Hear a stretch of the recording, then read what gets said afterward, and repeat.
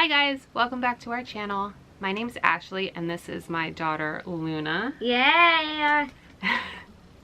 She is almost 9 years old. Yeah, I'm gonna be 9. May 1st. Yeah, May 1st. 2021. Yes.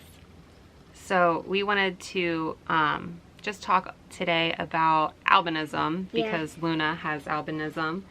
And I know as a parent of a child with albinism, it's hard to find information sometimes about the long-term effects of it and like just what to expect and everything. So albinism is a genetic condition caused by a recessive gene. Yeah. It's often characterized with a lack of pigment in hair, skin, and eyes. There are different kinds of albinism, so it's on a spectrum. Luna has oculocutaneous 1A, which is basically just like full-blown albinism. And I am glad. That's great.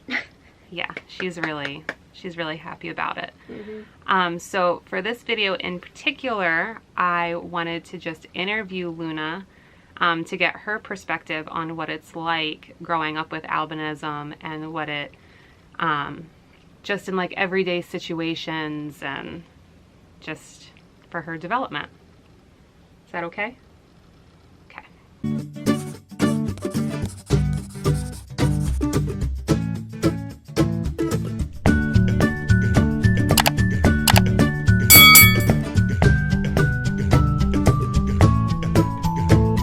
So, first question. Yeah. What is your favorite thing about having albinism? Having white hair and blue eyes because, well, every time someone walks up to me, like usually when someone notices me in the store, they say that I'm beautiful and I have very beautiful hair. They do that. Yes, they do. They really do. Yeah, ever since you were a baby, I remember taking her to the store and every person, and it still happens, like people will stop us and be like, wow, her hair is so pretty. Yeah. Is that natural? And yes, it is. Yes, it is. This is not a lie. It is natural. Right. I was born with this. Yes, you were born this way. Exactly. So then, tell me about your vision. So is there anything that's hard for you to see? Things that are very far away. Like the other day, I was watching a truck. I think it was yesterday. Mm-hmm. When we went to go to Target to pick some stuff up, I was watching a truck go by. And my little brother made me lose track of it. And once I looked back, I couldn't see it anymore because it was too far away. An adult could probably see it. What about when you're reading books with small print?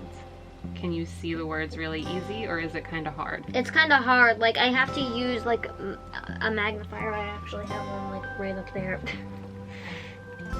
And, or if I, like, squint, if it's, like, small, big enough, I can, like, squint. It's fine. It's okay. That happens with me too. Yeah. I think I made it up in my YouTube videos. Maybe. I don't know. So I feel like finding a magnifier has been kind of challenging because they don't all help. Yeah, so this magnifier is really cool. I actually found it on Amazon for I think around like $20, and you put it on top of whatever you're reading. And when you push it down, there's a light inside that comes on. So it illuminates whatever you're reading. It's dying though. Yeah, it is. It takes a very special battery, like one of those. A circle, like dime size. Yeah, one of those penny size. Flat ones. I'm not exactly sure which. Penny size, but colored like a dime, without the face. So then, from the time Luna was about 8 months old up until recently, she had to wear glasses. She doesn't really anymore. Can you talk a little bit about why that is? My vision does not need them because I have great vision. Like if I move, like, listen, if I move very far away from like one of my plushies, I can see it from afar. Okay. It's just if it's too far up or too far down or too far ahead, I can't see it. So. But I really don't need glasses. They're basically useless at this point. So what you mean is they don't help your vision at all. Right. They don't make things any easier to see. Right. But the only time I would wear glasses is if they're rainbow. Oh, just like for funsies. Rainbow glasses. Yep. Or Among Us glasses, one of the two. Yes, Among Us is her favorite. Exactly. So they don't help you see better at all. Like at all. Even with reading, they don't help. Even with reading, unless they're reading glasses, but they really don't help that much. So what do you find challenging about using a computer for school? I have a little mouse pad because that really bugs me because it always gets in the way of stuff. It always gets in the way of everything while trying to like do something, like maybe like a Dibbles test or something like that. The mouse pad always gets in the way of absolutely everything. Even my typing thing for EdTech that I did before. How does it get in the way? It just makes me like scroll down or move my mouse even when it needs to be over top of something. And it also sometimes makes me click stuff that I can't click. Is there anything like the way you interact with everyone in your class, like with your teacher and with the other students, like is there anything hard about that? Because you do it through buttons, right? Like if you have to raise your hand, like is there a button you press? Like I have to move my mouse, and my mouse just recently died, so it needs new batteries. So I need to use the silly mouse pad just to click on stuff, and it's annoying enough. Okay, but you can see all the buttons and stuff, okay? Yeah, I can tell that the raise hand button is the raise hand button. I've been in Reach Cyber Charter School for long enough that I know. And what about the light on the computer screen? Does that start to bother your eyes after a while? Because I know with like the sun and with really bright lights, it can kind of be too much. No, unless it's early in the morning and I don't have my phone and the only thing I can use is this. Makes sense. Does it bother you that you have to wear a hat and sunscreen every time you go outside? It does not. Not at all. No, you're kind of used to it now. Yeah. Because we've been lathering you up with sunscreen ever since you were a baby. Yep. So it just kind of is what it is. Yep. Every time I go in the pool, I have to wear sunscreen and a hat, a swimming hat.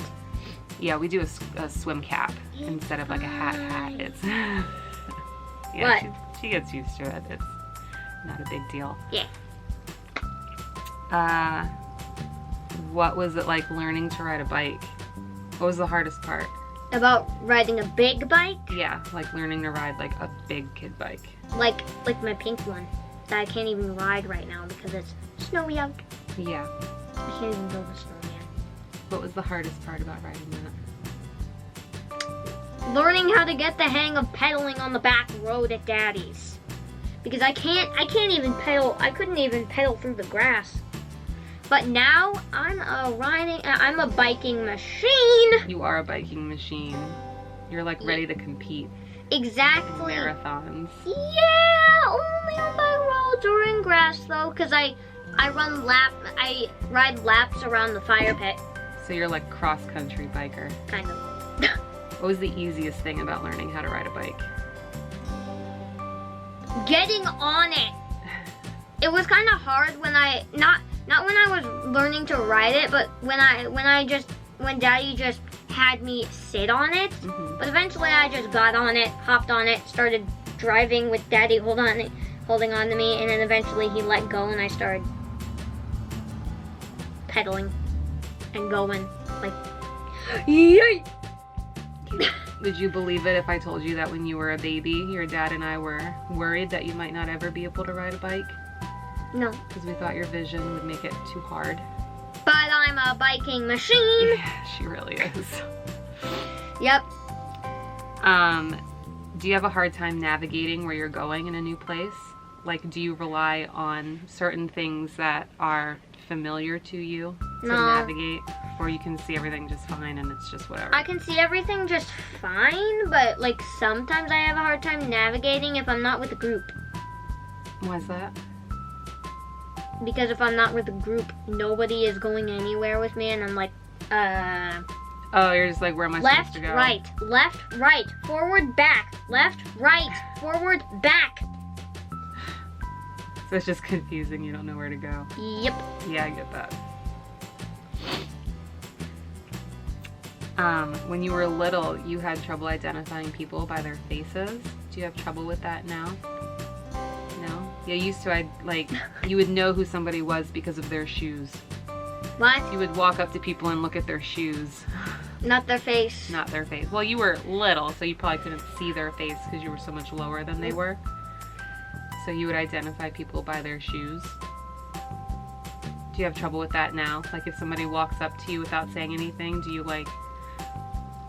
recognize them? By their face. By their face. Yep. So you don't have trouble seeing people by their faces now. You can see everyone's face. Yeah. And you can tell when somebody's making an angry face or like a sad face. Mm-hmm. Yes, I can. Especially with two of my cousins. Especially if my cousin's Cornell, like, I can tell when they're frowning. Like sometimes when the youngest one, who is 7, goes, I know that he's upset or sad or jealous or something. Yeah. But when he's angry, I don't even know what he makes when he's angry. He's hardly ever angry at me. That's good. Neither of them. Can you feel your nystagmus? What does that mean? That's the wiggle that your eyes do. Oh no. You can't feel it at all. Nah, are they wiggling? They always are wiggling. They are always moving. I cannot, unless I move them purposely, like I can feel them pushing against me, but... Are you trying to feel it?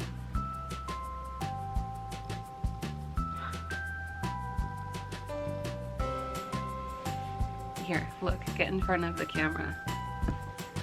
Why? Come down Why? and look right into... Look. Oh, come back a little, you're out of focus. Right there. And just look at something. Look at the camera or something. I'll just... Bleh. Oh, that's a little creepy. But... I'll try and do cross-eye. I can't. I've never. I've like gone like for like a split second, but like. So you can't feel it at all? No, I cannot. Unless I'm moving it purposely. It's really interesting. Yeah, it really, really is. Here, get closer to me. We've moved and now everything's all weird. Ah! If you could choose not to have albinism, would you? No! Absolutely not. I would not. Never. Nine. No. No, you love it. No. No. What would you tell mommies and daddies that are afraid of albinism? Like if they have a new baby and the doctor's like, your baby has albinism, and they're like, I don't know what that is, I'm afraid. What would you want them to know? I would tell them that it's basically like, I would tell them that it's like something that has to do with your child. It has no danger at all. It just affects like their eyesight and the color of their eyes and hair, I guess. Pretty much. I mean, there is a syndrome called Hermansky-Pudlak syndrome, I think I'm saying that right, that can go along with albinism. So everybody who has it has albinism, but not everybody with albinism has it. And that can result in a pretty severe blood disorder that can be fatal in their 30s. So there is that. But aside from that, I don't know any real danger that comes from albinism. Exactly. Like I said before, the severity can be different. So they can just have, light eyes and some vision issues. They can have, a combination of things like Luna does and have hair, skin, and eyes. But it's just it's different for everybody. We mostly just notice it when we're at the store and people go, oh my god, her hair is so pretty. Do you bleach it or is that natural? Wow. It's natural. And I go, I do not bleach my 8-year-old's hair. Absolutely not. People ask me that since she was a baby. I'd be at the grocery store with her at 8 months old. Oh, do you bleach her hair? No. It's natural. Right. She was born that way. It's natural, people. It's natural. Right. When you were little, you had vision therapy. Do you remember that? No, you don't remember that? You didn't need it for very long. Yay. We started her, I think we had her evaluated at like maybe 6 months old, because the doctor just suggested getting her seen. And she had services for about 3 years, but they always said that she was doing really, really well. Her functional vision was really well. So they actually, when she was 3, they gave us the option to stop, because they said at this point she doesn't need services all that often. It's not really benefiting her at all. Her functional vision is great. Do you want to continue? And her dad and I decided if it's not really benefiting her, then no.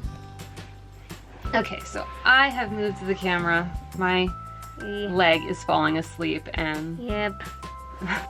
All right, Luna, is there anything else that you would like to say about what it's like growing up with albinism or just albinism in general? No. So before we go, Luna has a riddle for everyone. Yeah. I have 4 sides, 4 right angles, and 4 vertices. All of my sides are equal. I am also a parallelogram. What quadrilateral am I? Quad means 4. You probably know that. And answer down in the comment section below. Bye. Bye. Thanks for hanging Bye. out with us. We appreciate it. If you want to see more, hit the subscribe button and we'll see you later. Yeah. Bye. Bye. Do I just...